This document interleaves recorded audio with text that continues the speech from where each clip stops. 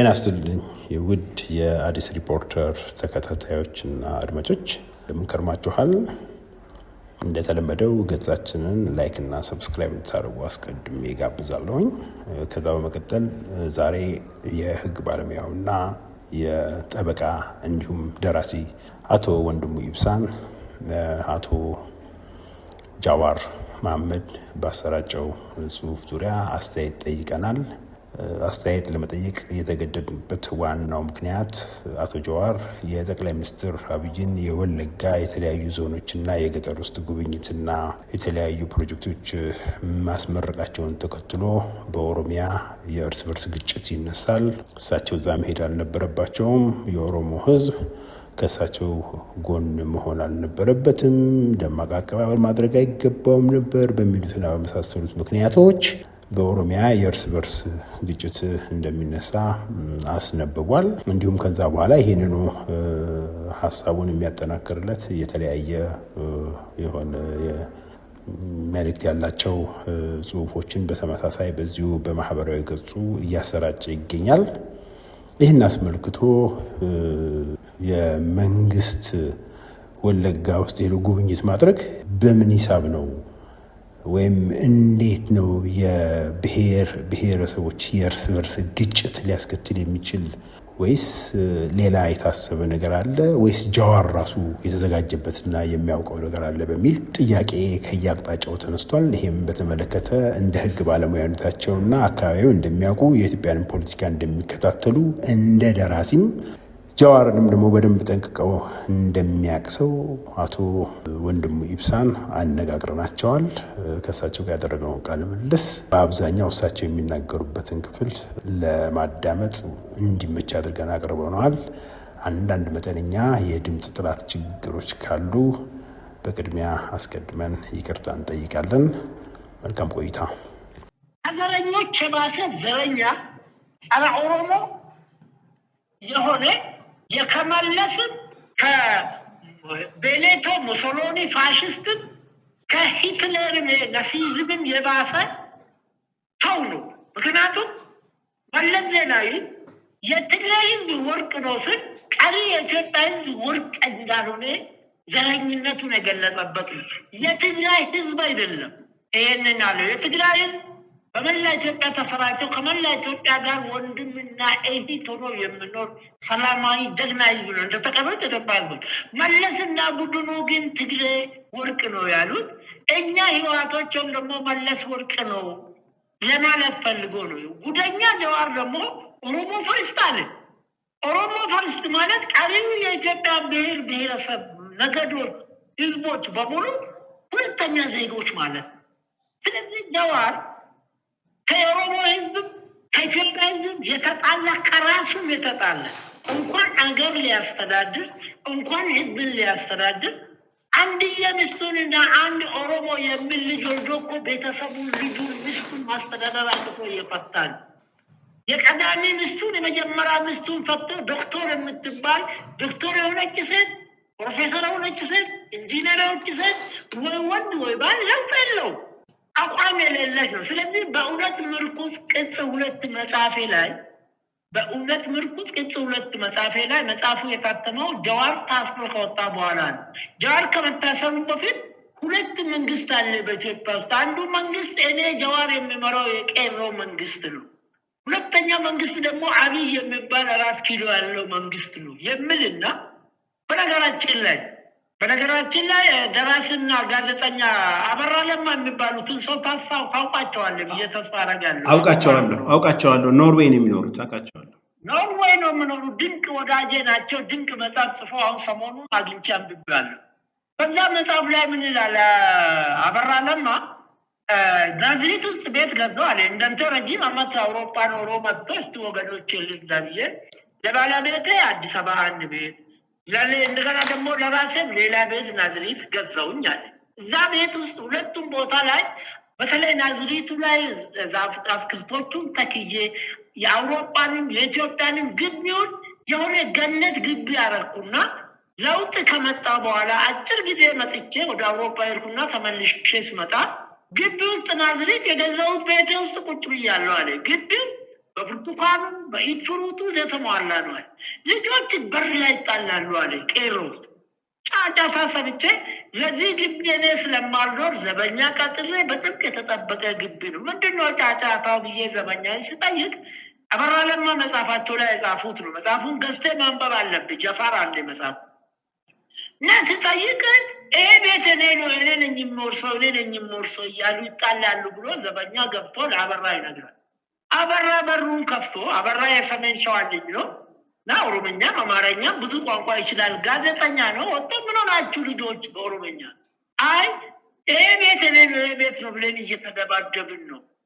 ምንድነው ቤቱ እኮ የኔ አበራ ነኝ የኔ ቤቱ የኔ እኮ ነው እናንተ ከየት አመጣችሁ? አይ ጀዋር እኮ የመጤ ቤቶቹን አጣይቃችሁ መጤ ነው የገዛው ከተማ ላይ ውሰዱ ውረሱ ብሎ ነው የተሰማራ ነው ብሎ በመጽሐፍ ላይ የወጣ ዘረኛ ሰው ነው ይሄ ጀዋር የሚባለው።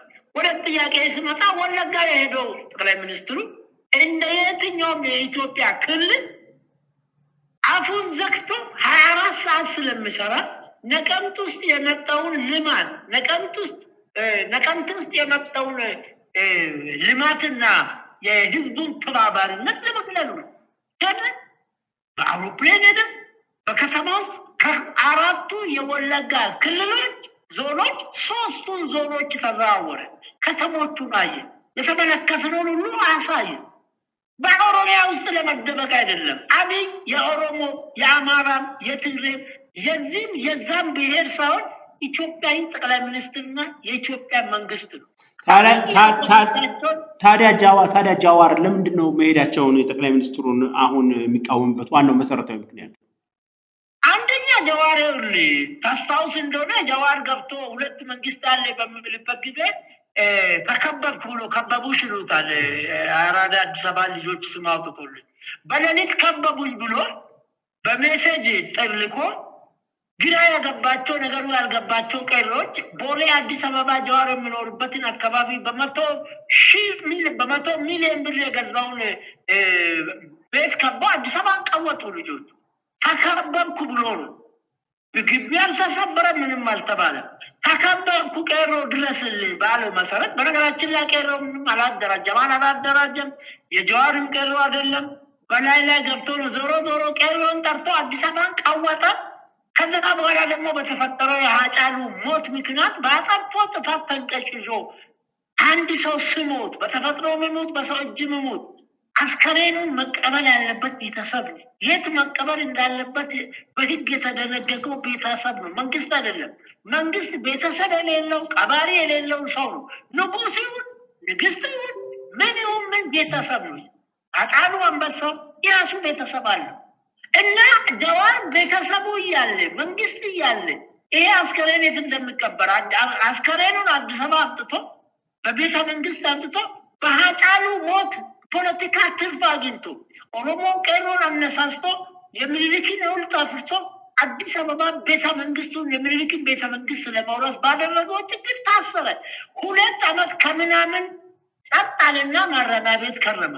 የኦሮሞ ህዝብ የአብይን እርምጃ መውሰድ ደግፉ። በሃጫሉ ምክንያት ኢትዮጵያ ላይ ያደረሰውን ዘረኝነት፣ የንብረቱ ደም፣ የሀብት መውደም ኢገሌ ከኢገሌ ሳይባል አማራ ከኦሮሞ ከትግሬ ሳይባል ሻሸመኔ፣ ጅማ የኢትዮጵያ ከተሞች በሙሉ የደረሰው ውድመት በጀዋር ምክንያት ነው። እርምጃ መውሰዱ የኦሮሞ ህዝብ የኢትዮጵያ ህዝብ በመንግስት እርምጃ በአብይ እርምጃ በመደሰቱ ከሱ ጥቂት የቅርብ ሰዎች በቀር ጀዋርን ዞር ብሎ የሚያይቀር ጠፋ። አጠቃላይ ኦሮሞ ወደ ስራው፣ አማራ ወደ ስራው፣ ሰው ሁሉ ተረሳ። ቅም ይዞ ወጣና ከእስር ቤት ሲወጣ አብይ ኢትዮጵያ ማለት ጀመረ። ከእስር ቤት ሲወጣ መጽሐፌን ጽፌ ህዝመት ከገባ በኋላ አቆይልኝ መጽሐፉን ብዬ ጀዋርን 4 ጥያቄ ጠየቅ። አንደኛ እሱ አርሲና ሐረርጌ መሀል የምትገኝ ሙጋ የምትባል የገጠር ከተማ ነው የተወለደው። እዛ ገጠር ከተማ ውስጥ አንድ ክርስቲያን አንገቱን ቀና አድርጎ የሚሄድ ከሆነ በሜንጫ ነው አንገቱን የምንቆርጠው አለ። አንድ ክርስቲያን ማለት አማራ ክርስቲያን አለ፣ ኦሮሞ ክርስቲያን አለ፣ ትግሬ ክርስቲያን አለ፣ ጉራጌ ክርስቲያን አለ። ክርስቲያን ክር ያሰረው አንድ ሰው በሙጋ ቀበሌ አንገቱን ቀና አድርጎ ምንም እኮ አላጠፋም። ጀዋር የተናገረው ነው። በሜንጫ ነው አንገቱን የምንቆርጠው አለ። እንዴት አድርገህ ነው ስለ ኢትዮጵያ የምታወራው የሚል አንድ ጥያቄ ጠየቁ። ሁለተኛ ደግሞ 50 ሚሊዮን ኦሮሞ ካለ 50 ሚሊዮን ኦሮሞ አለ ካለ አለው ያኔ ወያኔ ነው ውጭ ሆኖ ሚኒሶታው ነው 49 ሚሊዮን ኦሮሞዎችን አስጨርሽ 1 ሚሊዮን ኦሮሞ ነፃ አውጥቼ ኦሮሚያን አስገነጥላለሁ አለ። ምን አይነት ጭካኔ ነው ጀዋር? 49 ሚሊዮን ኦሮሞዎችን አስጨርሽ ለኦሮሞ ነው የምትቆረቆረው? ጸረ ኦሮሞ ነው? የኦሮሞ ወዳጅ ነው። ሁለተኛ ጥያቄ። ሶስተኛ ጥያቄም እንደዚህ 4 ጥያቄዎችን ጠየቅኩት። አሁን ለማለት ፈለኩት ጀዋር በኦሮሞዎችም ላይ ቅም ይዞ ኦሮሞዎችን አሁንም እንዳለው እንዳፉ 49 ሚሊዮን ኦሮሞዎችን አስብ እስቲ። ቤኔቶ ሙሶሎኒን አስብ፣ ስንት ሰው ነው የጨረሰው? ሂትለርን አስብ፣ ስንት ሰው ነው ያስጨረሰው? አንደኛና ሁለተኛ የዓለም ጦርነቶች ስንት ህዝብ ነው ጨረሰው? ጀዋር ይቆረቆርለታል ለሚለው ኦሮሞ 49 ሚሊዮን ኦሮሞዎችን ጨርሼ 1 ሚሊዮን ኦሮሞ ነፃ አውጣለሁ። በኦሮሞ ስም የምነግድ የኦሮሞ ነጋዴ ኢሬሌቫንት የሆነ በኦሮሞ ውስጥ በኢትዮጵያ ውስጥ ዋጋ ያጣ የከሰረ የመከነ መካን ፖለቲከኛ በመሆኑ ጠቅላይ ሚኒስትሩን በምቀኝነት ነው፣ በቅናት ነው። እብድና በአፍሪካ ከተሞችና በኢትዮጵያ እብዶችና ውሾች ከከተማ አይጠፉ። አንድ እብድ ቢሳደብ ጤናማ ሰው ለእብድ መልስ አይሰጥም። አንተ ሱፍ ለብሰህ ሽክ ብለህ ስትሄድ አንድ ሰው ራቁትን ትሄዳለህ ብሎ ቢሰልቢ እብዱ ራቁቱን እየሄደ እብዱ ባዶ እግሩን እየሄደ ቢሰልቢ እንዲዞር ብለህ እብድ መሆኑ ስታይ መልስ እንደማሰጥ ሁሉ ጀዋር ካበዱት ውስጥ ነው። በዛን ጊዜ ጀዋር በሚያብድበት ጊዜ ከመነሻው ጀዋርን እኔ በ20 ደቂቃ ነው ኢሊሌ ሆቴል አይቼ ገመገምኩት። የተማረ ነው ያበደ ነው። ኦሮምኛ ከንተማረ ነው ከንበረፈ ጉርባንኩ። ይሄ ልጅ ጀዋር የሚባለው የተማረ ነው ያበደ ነው የጠየቁ። ስለዚህ እኔ ጠቅላይ ሚኒስትሩ ወለጋም፣ ባህር ዳርም፣ ጎንደርም፣ ባሌም፣ አርባ ምንጭም በመላ ኢትዮጵያ ተንቀሳቅሶ ኤክሰፕት መቀሌ መቀሌን ዘረኛ የህወሓት ቆሞ ቀሮች በፈጠሩ ችግር እንጂ ኢትዮጵያዊነቱንና ኢትዮጵያ መሪነቱን እንጂ በኦሮሞ ውስጥ ለመደበቅ የሚሰራ ሰው አይደለም እኮ አቶ ወንድሙ። በቀኝነት በቅናት በእብደት ነው የሚጮኸው እንጂ ከኦሮሞ ላይ ከኢትዮጵያ ላይ ምንም ዋጋ የሌለው የጭድ እሳት ነው። የቆሰለ የተሰበረ ሰው ነው ጀዋር። ገብቶኛል አቶ ወንድሙ፣ አመሰግናለሁ። ምንድነው አሁን እንግዲህ እሱ የሚለው ያለው የኦሮሞ ህዝብ ከዚህ መንግስት ጋር ትቁም፣ ነገ ሌላ አካል ከመጣ ያጠፋሃል እያለ ነው እንግዲህ እየጻፈና እየቀሰቀሰ ያለው። ይህ ለኦሮሞ ምንድን ነው የሚሰጠው ትርጉም? እርስዎ እንዴት ይረዱታል እንደ አንድ ኦሮሞ? ይሄንን አንደኛ ጀዋር ያልተመከረ ነው። ያልተመከረ መምከር አይችልም። ጀዋር ያልተማረ ነው ማለት ተማረ ማለት የአንድን ሀገር ችግር የሚፈታ እንጂ ፕሮፌሰር ሆኖ ዶክተር ሆኖ ኢንጂነር ሆኖ ችግር ፈጣሪ ከሆነ መምከር አይችልም። የኦሮሞ ህዝብ ጀዋርን የማይረባ መሆኑ ባዶ ከንቱ መሆኑን ከጥፍሩ እስከ ጸጉሩ ከጸጉሩ እስከ ጥፍሩ ተረድቶታል። ጀዋር አርሲ ነው። እናቱ የኔም የሱ መጋጣሚ ሸዋ ነው። በሁለቱም ክልል እኮ ጀዋር የመሰለ ጦሰኛ፣ መርዘኛ፣ ነገረኛ የእኛንም የኢትዮጵያ ህዝብንም የሚበጠብጥ ብሎ ምክሩን አይደለም አይኑን ማየት አይፈልጉም። ስለዚህ የጀዋር ምክር ጀዋር አሁን እንኳን ሌሎ ቄሮ የሚለው ጫካ ያሉትን ጀዋርን አይሰሙም። ምክንያቱም ኦሮሞ ፈርስት ያስወድቋል፣ ክርስቲያን ሆነ አንገቱን ይቆርጣሉ፣ ያስወድቋል። ወንድሜ በዓለም ላይ ኢትዮጵያውያን አማራ፣ ኦሮሞ፣ ትግሬ፣ ጉራጌ፣ ሌሎችን ቤተክርስቲያናችን አንድ ነው፣ መስጊዳችን አንድ ነው፣ እድራችን አንድ ነው፣ ቁባችን አንድ ነው። ጀዋር እኮ እሱ በሰበሰበው የኦፌኮ ስብሰባ ላይ ሜክሲኮ አሁን ቢሮ ፈርሶ የመናፈሻ ቦታ ሆኗል። ሜክሲኮ ቢሮ ቁጭ ብሎ ሰብስቦ አማራን ያገባችሁ ኦሮሞዎች ፍቱ፣ ከአሁን በኋላ አታግቡ፣ ባጀት መድበናል፣ ፕሮግራም ቀርጸናል ብሎ በጀዋር ሰብሳቢነት የኦፌኮ ሊቀመንበር በቀለ ገርባ ሌሎችም ባሉበት አጋጣሚ እኔ በእለቱ አልነበርኩም፣ ያኔ ፓርቲን አልለቀኩም። ስለዚህ ጀዋር የኦሮሞ ህዝብን አይደለም አንድ ቤተሰብ መምከር አይችልም፣ የሚሰማውም የለም። እርሶ አቶ ወንድሙ እርሶ እንደዚህ ይላሉ እንጂ ጀዋር እኮ አሁን ከአማራ ኃይሎች ከትግራይ ኃይሎች ማለት ከትግራይ ስል ከቲፒኤልኤፍ ማለት ነው እና ከሌሎችም ከውጭ ሀገር ካሉ እንደነ ሻቢያና የግብጽ የምናምን የመሳሰሉ ጋር ሆኖ ህብረት ፈጥሮ እኮ ነገ በመላው ኢትዮጵያ ህዝብ ለአመጽ እንዲነሳ ጥሪ ሊያቀርብ ነው። ነገ 4 ሰዓት ላይ ጥሪ ያቀርባል እንግዲህ እና እርስዎ እንደዚህ ነው የሚገመግሙት። እሱ ግን ለኢትዮጵያ ህዝብ እኔ ነኝ አማራጭ ብሎ ህዝቡ በአመጽ እንዲያቀጣጥል አገሪቱ እንድትተራመስ እኮ ነገ ጥሪ ሊያስተላልፍ ነው። ይሄን እንዴት ያዩታል? በጣም ጥሩ ልደቱ ነው የጀዋር ጓደኛ በ45 ቀን ይበቃኛል ነው አይደለም ማለት መንግስት ለመገልበጥ ጀዋርም እንኳንስ ለነገ ያደረገ እንኳን ነገ የነገ አመት የሚቀጥለው 2019 የካቲት 17 የኢትዮጵያ ህዝብ ጥሪን አይቀበልም። ምክንያቱም ተመሳሳይ ክንፍ ያላቸው ወፎች አብሮ ይበራሉ የሚል የፈረንጆች አነጋገር አለ። ጀዋርና የጀዋር ቢጤዎች ጀዋር፣ ልደቱ፣ ጸጋዬ አራርሳ፣ አንዳርጋቸው እነዚህ እጅግ በጣም ጥቂት ቀባዶች ስለ ቋንቋ በጣም ይቅርታ ራቁታቸውን የቀሩት ተከታይ የሌላቸው እነሱ ከተቆጡ እነሱ ከተበሳጩ እነሱ ከጠሉ ሰው ሁሉ እንደነሱ አብይንም ሆነ ኢትዮጵያን የሚጠላ ይመስላል። አንደኛ ጌታዬ ግብጽ ቋሚ ዘላለማዊ የኢትዮጵያ ጠላት ነው። በወንዛችን በአባያችን በእኛ ሀብት ቃም ለመጠቀም ቋሚ ጠላት ነው። ጀዋር አንድም በእስልምና እያሳበበ ሁለተኛም ደግሞ እንደና ጀነራል ተፈራ አይነቶቹ መግባ መውጫ ያጡትና የተቸገሩትን ሰብስቦ ጥቂቶቹ ጀዋር፣ ልደቱ፣ ጸጋዬ አራርሳ፣ እስቄል ገቢሳ መሰሎች አንዳንዱ እነዚህ እኮ እንደ ሸንኮራ አገዳ ከህብረተሰቡ ከመንግስትም የተተፉ የተጠሉ ሰዎች ናቸው። 100 ሰው አይወጣለትም ነው የምልህ። እኔ እኮ ጠበቃ ነኝ። ነጋ ጠባ በኢትዮጵያ ምድር ላይ በ14ቱም ክልሎች ተንቀሳቅሼ እሰራለሁ። ኤክሰፕት ትግራይ እኔም ማልሄድበት የኢትዮጵያ ክልል የለም። ህዝቡ ዛሬ ተግባሩን አይተዋል። ስለዚህ ኢንቴንሽኑ ምንድነው እያሉኝ ነው? ምንድነው ኢንቴንሽኑ? የቸገረ ሰው እርጉዝ ያገባል፣ የባሰበትን መጫት ነው። ዝም እንዳይል እልህ ይዞታል፣ ቁጭት ይዞታል። ምንም ነገር ማድረግ አይችልም። የራሱን ቢጤው ከአማራ ጥቂት ሰዎች ሊያገኝ ይችላል። አሁን ጫካ ያሉትም ሆነ አውሮፓ ያሉ ከኦሮሞም ከምናምን ሰፊ የኦሮሞ ሰፊ አማራ ሰፊ የትግራይ የሁሉም ክልል ህዝቦች በተለይ የከተሞቹ ነዋሪዎች በሁሉም ኢትዮጵያ ከተሞች ዛሬ ጌትዬ ኮሪደሩን ልማት ነው እያየ ያለው ሰው።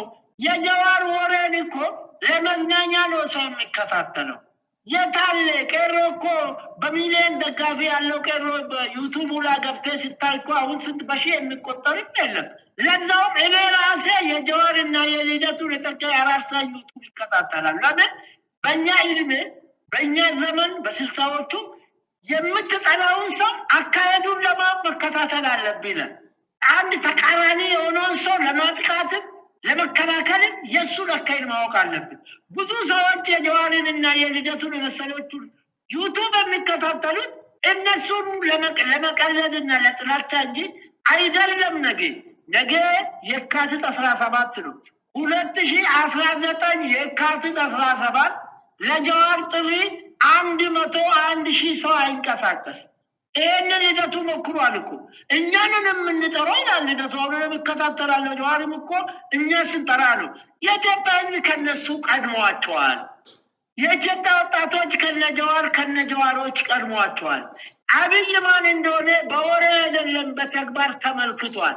አብይ ኦሮሞንም፣ አማራንም፣ ትግሬንም ዘረኝነትን ነቅሎ ለማጥፋት በነገራችን ላይ እኔ አሁን ለፓርላማ እጩ ተወዳዳሪ ሆኜ ለመወዳደር ምርጫ ቦርድ ነው ያለሁት እና እግዚአብሔር ረድቶኝ የማልፍ ከሆነ በዘር ላይ የተመሰረተ ፓርቲ በግል ፓርላማ ለመግባት የሚወዳደረው በዘር ላይ የተመሰረተ ፓርቲ በኢትዮጵያ ሕገ መንግስት መከልከል አለበት ብዬ ድምፅን ለማሰማት አብይ እኮ ኦፒዲዮን ነው ያፈረሰው የኦሮሞ ፓርቲ።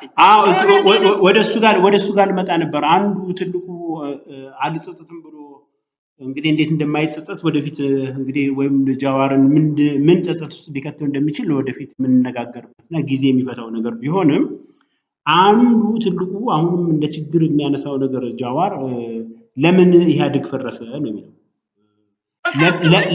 ለምን ብልጽግና መጣ?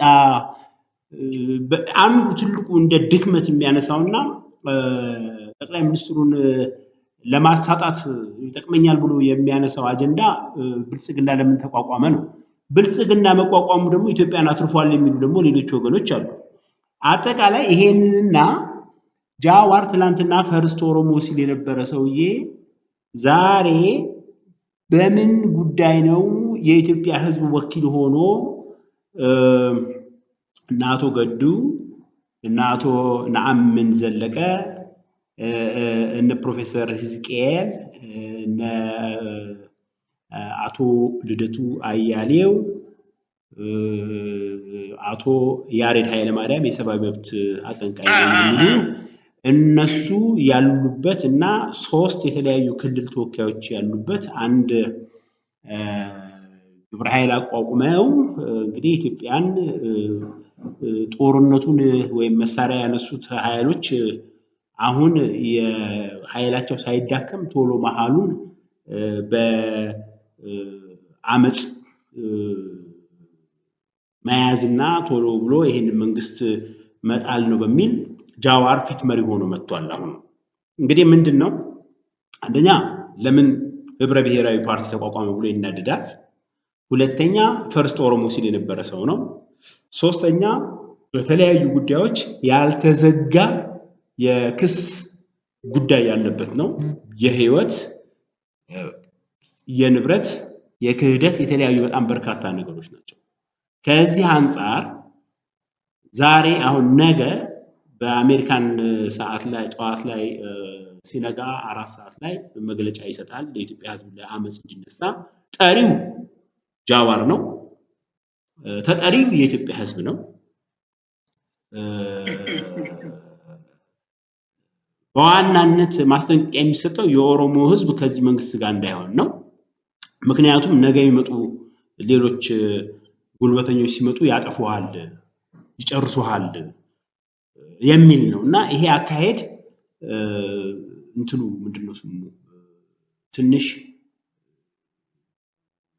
ያው የተለመደው የሽብር ወይም ደግሞ የጄኖሳይድ ምናምን ቲንኪንግ ነው የሚሉ ሰዎች አሉና እንደ ህግ ባለሙያነቱ እቺን ሰብሰብ አድርጎ ቢሰጡኝና በዚህ በጨርስ በጣም ጥሩ።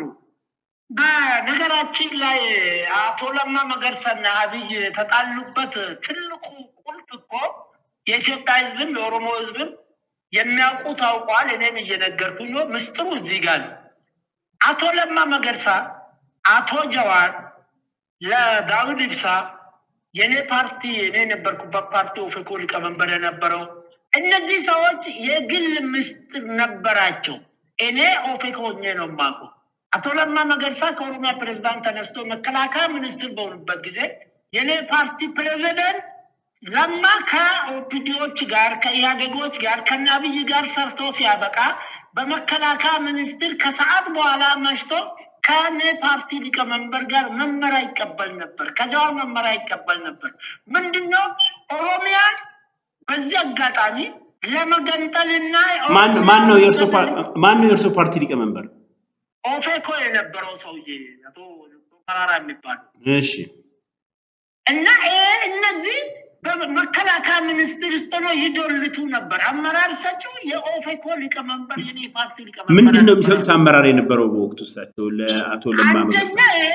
ጋዲሳ ኦሮሞ የሚባል የአራቱ ፓርቲዎች ፕሮፌሰር መራራ የዳዊት ጀዋር ያነ ጊዜ ወደ ኦፌኮ አልመጣችም፣ ለማስተባበር ሞክራል። ለማ መገርሳ ኦፒዲዮ ሞክሮ፣ ጀነራል ከማል ገልቹ የራሱን ፓርቲ ወክሎ ጋዲሳ ኦሮሞ በሚለው ነው። በዚህ አጋጣሚ ተጠቅመን አማራና አብይን ገንጥለን ኦሮሚያን መገንጠል አለብን። አብይን ለመጣል የምንችለው ኦፒዲዮ የሚባለው ስራ አስፈጻሚ ተሰብስቦ ማዕከላዊ ኮሚቴ ኦፒዲዮ ነው አብይን ያደግ ወክሎ ያደግ ደግሞ ጠቅላይ ሚኒስትርነት ወክለውና ስለዚህ ይህን ሲዶልቱ መረጃው አብይን ደረሰው። አብይ የደህንነት ሰራተኛ በመሆኑ ሁሉም ቦታ አለው። ኤሌም አውቋል። ትልቁ ነገር አብይን ሲደርስበት በፍጥነት በዩዜን ቦልት ሩጫ ፍጥነት ዩዜን ቦልት ታቋል ሩጫው በዛ ፍጥነት ኦፒዲዮን አፍርሶ ፒፒን መሰረተ። የኦሮሞ ድርጅቶች ያኔ ኦፒዲዮ 2 ወር 1 ወር እድሜ ቢያገኝ አብይን ይሽሩት ነበር። ምንድነው ያለለመና የዶክተር አብይ ዋና ጥላቻ? አብይ የዘር ፓርቲዎቹን እንዳያስወግድ በህገ መንግስት በተፈቀደ ነው ዘረኝነት እስከ መገንጠል ድረስ ኦሮሞ ነፃ አውጪ፣ ትግሬ ነፃ አውጪ ምናምን ይህን ስለማይችል ኦፒዲዮን የኦሮሞ ድርጅት የሚለውን ለማስቀራት የአማራ ብሔራዊ ንቅናቄን ለማስቀራት ደቡብንም ይህን ለማስቀራት ብልጽግና የሚል ከዘር ነፃ የሆነ ፓርቲ ሲመሰረት ለማና የለማ ቡድንና ሴራ ተንኮሉ ታሸፈ። አቶ ለማ እግዚአብሔር ይስጠውና ጫዋ ነው አላማው አልሳካ ሲል ጊዜ አኩርፎ ወጣ። ጀዋር ግን ባለጌ ነው። ስለ ቋንቋ ይቅርታ ውሻና ውሻ ጨዋቱን አያቆምም፣ ግመልም ጉዞን አያቆምም። አሁን ጀዋር ይሄን አስተባብሮ ያንን አስተባብሮ የሚለው የአማራ ህዝብ፣ የትግራይ ህዝብ፣ የኦሮሞ ህዝብ በገዱ አይወከልም፣ በደብረጽዮን አይወከልም፣ ኦሮሞ በጀዋር አይወከልም፣ ኦሮሞ በፕሮፌሰር መራራም አይወከልም። ጥቂት ደጋፊ ሊኖራቸው ይችላል። አማራን በነገዱ አይወከልም። የአማራ ልጆች እኮ ናቸው ዛሬ ያለማንም ሞግዚት የአማራን ክልል የሚያስተዳድሩ። የኦሮሞ ልጆች እኮ ናቸው ዛሬ ያለማንም ሞግዚት ኦሮሚያን የሚያስተዳድሩ። የደቡብ ልጆች ናቸው ያለማንም ሞግዚት ደቡብን 4 ክልል አድርጎ የሚያስተዳድሩ። ምን ቸገረን ምን ጎደለን ብሎ ነው ጀዋርና አሁን ነገ ይሰበሰባል የምትለው። መቼም ተመሳሳይ ወክንፍ ያላቸው ወፎች እንደሚባል ጥቂት አውሮፓና አሜሪካ ውስጥ ያሉትን የተቆጡ ሰዎችን ሰብስቦ ያጮይ እንደሆነ ነው እንጂ እርግጠኛ ሆኜ 100% አይደለም 150 የኢትዮጵያ ህዝብ 1000 ሰው የጀዋርንም የልደቱንም የስኬልንም የጸጋዬ አራርሳንም የገዱንም የአንዳርጋቸውንም የማናቸውንም ጥሪ አይቀበልም። ምክንያቱም በተግባር ተፈሳው እኮ ከሚሰማው ልቅ የሚያየውን ነው የሚያምነው። ዛሬ እኮ ከመቀሌ በቀር ከትግራይ መቀሌ ከተሞች በቀር የኢትዮጵያ ከተሞች እኮ አውሮፓ ስታንዳርድ እየሆኑ ነው። እኔ ከውጭ የሚመጡ ጓደኞች መጥቶ ሲያነጋግሩኝ ፓሪስና አዲስ አበባ መለየት አቃታል። አዲስ አበባ ካዛንቺስ ፓሪስን በልጣለች፣ ለንደንን በልጣለች። የኬንያ ፓርላማዎች እኮ የኬንያ ህዝብን በፓርላማ ውስጥ ቁጭ ብለው አዲስ አበባ አብባለች፣ አዲስ አበባ አዲስ ዱባይ ሆናለች። ምንድነው የምንሰራው? ሩቶ ፕሬዝዳንታቸው። ስለዚህ እኔ ይሄ የሚደረገው ጫጫታ የተሸነፉ የተሰባበሩ የቆሰሉ ተስፋ የቆረጡ የሚያደርጉትን ጩኸት የአማራ ህዝብ እንዴ ኦሮሞ ፈርስት እያለ ቀሪ የኢትዮጵያ ህዝብ እንዴት አድርጎ ይተባበራል? ጠቅላይ ሚኒስትሩ እኔ እርግጠኛ ነኝ በጀመረውና በበለጠ አሁን እስካሁን በመጣበትና በበለጠ ኢትዮጵያዊነትን ሰው መሆንን አጠናክሮ ከቀጠለ እነዚህ ጫጫታ ባንዳ ለባዕዳን የተገዙ ልባርግ የጀዋር ገንዘብ፣ የልደቱ ገንዘብ፣ የስኬል፣ የጸጋዬ፣ የአንዳርጋቸው እነዚህ እኮ የግብፅ ፈንድ ነው እኮ ግብፅ ነው ፈንድ የሚያረጋቸው። እንዴ ሻዕቢያ እኮ ነው ፈንድ የሚያረጋቸው። እነ ደብረጽዮን እኮ ነው ፈንድ የሚያረጋቸው። አቅምም የላቸው። ከዚህ በፊት እንደምለው ነው ጀዋር አቋም የለው። አንድ ጊዜ ኦሮሞ ፈርስት ይላል፣ አንድ ጊዜ ኢትዮጵያ ፈርስት ይላል። አቅምም የለው። አንዳንድ ጊዜ ደግሞ ሲፈልገው ሃይማኖት ውስጥ ገብቶ ደግሞ መጀመሪያ ሲፈልገው ደግሞ እስላም ኦሮሚያን ሊመስርት ይላል። ይሁን በጣም የሚገርም ነገር እስላም ኦሮሚያ ሪፐብሊክን ሊመስርት ይላል። የማወና ብቻ ዞሮ ጠቅላይ ሚኒስትር አብይ እኮ አንድ ነገር ልንገርህ፣ ሁሉም ነገር ጊዜ አለው። ጠበቡ ሰለሞን ለሁሉም ጊዜ አለው እንደምለው ፋሽዝም ገናና የሆነበት ጊዜ ነበር አውሮፓ ውስጥ። ናሲዝም ገናና የሆነበት ጊዜ ነበር በአውሮፓ ውስጥ። ማርክሲዝም ሌኒዝም አብዮት የተገነነበት ጊዜ ነበር። ይሄ ዘመን አልፏል። ዛሬ ስለ ፋሽዝም ስለ ናዚዝም በአውሮፓ ውስጥ ልታወራ አትችልም። በዘር ላይ የተመሰረቱ ፓርቲዎች የገነኑበት ዘመን ነበር ኢትዮጵያ ውስጥ። ኦሮሞ ነፃ አውጪ ገብቶኛል። ዘመንም አልፏል። እኔ አሁን እያልኩ ያለሁት ህዝባዊ ጥሪ የሚባል ነገር እንኳንስ አሜሪካን ሆኖ ጥሪ አድርጎ እዚህ አዲስ አበባ መጥቶ ጥሪ ቢያደርግ የሚሰማው ሰው የለውም። ትልቁ የአብይ ጠላቶች ኢትዮጵያን ኢትዮጵያዊ ለማድረግ በሚያደርገው ጥረት ዘረኞች ከአማራ ከትግራይ ከኦሮሞም ተሰብስበው የሚያሰሙት ጩኸት ነው። የዘረኛ ፓርቲዎችና የዘረኛ ሰዎች ጀንበር ጠልቃለች። ዘመኑ አልፏል። ፋሽኑ አልፏል። ሰው እንደ ሰው ማሰብ እንደ ኢትዮጵያዊ ማሰብ ጀምሯል፣ ለምዷል። ይከስራሉ። ጥሪ ተቀባይነት የለውም፣ አዳማጭ የለውም ባይ ነኝ።